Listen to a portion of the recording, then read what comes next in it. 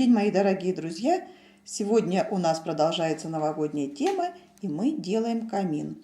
Камин мы будем делать из пеноплекса и отделывать его вот такими потолочными галтелями.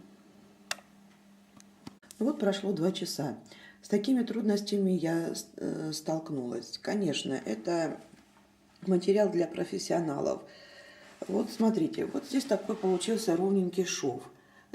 Потому что я вставила паз, вот такие пазы есть, да, и склеила, поэтому получилось так ровненько.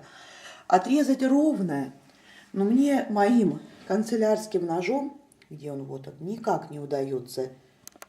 И поэтому склеить его так, чтобы шва почти не было видно, но практически не удалось. Еще вот эта деталь почему-то вот отсюда отвалилась, потому что неровно отрезано.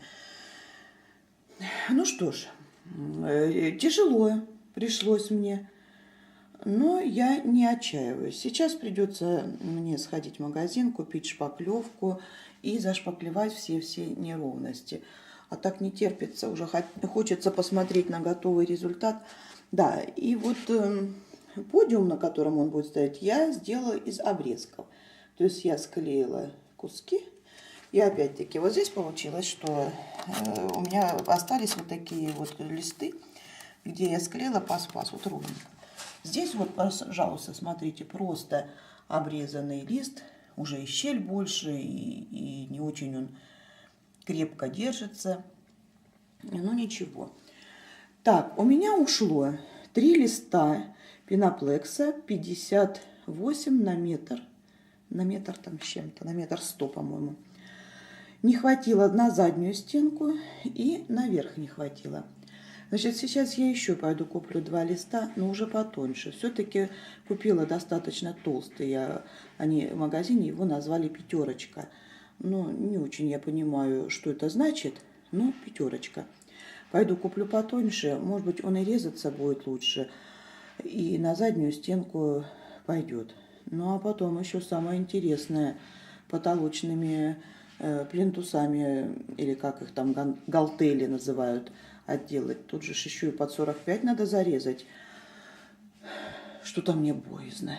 Но ничего, ничего. Это мой первый опыт. Так, посмотрим, что будет дальше. Итак, мои дорогие, после долгих моих мучений вот что у меня получилось. Это мой камин в перевернутом виде. Так он лежит, потому что я приклеиваю крышку камина, и камень является грузом. Вот смотрите, шпаклевкой я зашпаклевала швы. Сейчас я сюда приклею малярный скотч. Даже приклеила 2 потолочных плинтуса по краям. Внизу я еще не приклеила, он мне лежит для того, что это, отметка. Ну, вот так вот у меня продвигаются дела с моим камином. Да, работа не из легких.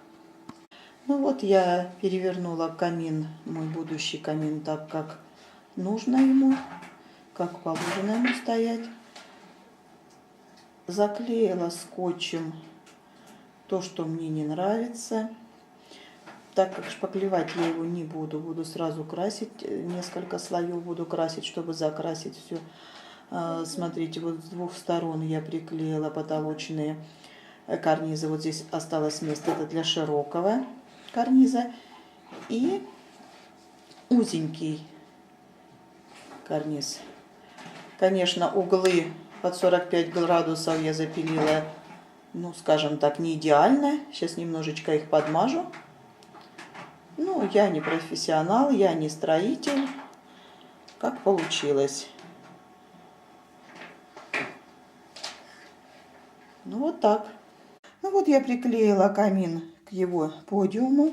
Зашпаклевала все швы. Вот смотрите, между плинтусом и камином получается достаточно глубокая щель. Я ее забила шпаклевкой. И вот такой один маленький нюанс. Немножко шпаклевка высыхает, и нужно мокрой тряпкой убирать все неровности и огрехи. Иначе потом когда она высохнет, ничего сделать нельзя. Ну, только наждачкой, но по пенофлексу наждачкой, я думаю, это не лучший вариант. Так, следующий этап у меня нужно приклеить вот здесь плинтус внизу и вверху. Из кусков пеноплекса я сделала заднюю стенку, но, как всегда, получились вот такие большие швы, их придется забить шпаклевкой. Так, а вот и здесь у меня лежит подиум, на котором будет стоять мой камин.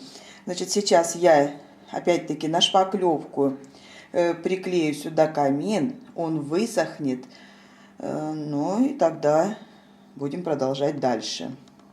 Мой камин почти уже готов и даже покрашен один раз. Ну что, сейчас я расскажу о своих ошибках. Ну, во-первых, из-за того, что все было не очень ровно вырезано, не очень ровно приклеено, пришлось сделать что-то подобие декоративной штукатурки. И причем вот такие вот неровности.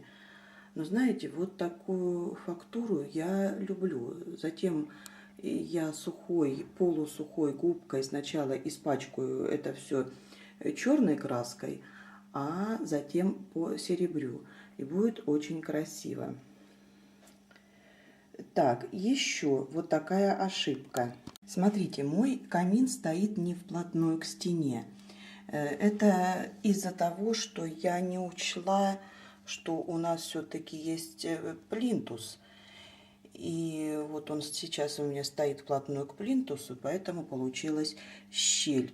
Нужно немножечко, вот, наверное, вот эту часть делать подлиннее, чем сам вот этот вот подиум. Ну, это мой первый опыт, это такая моя ошибка. В принципе, мне очень нравится то, что я сделала. Осталось только все задекорировать.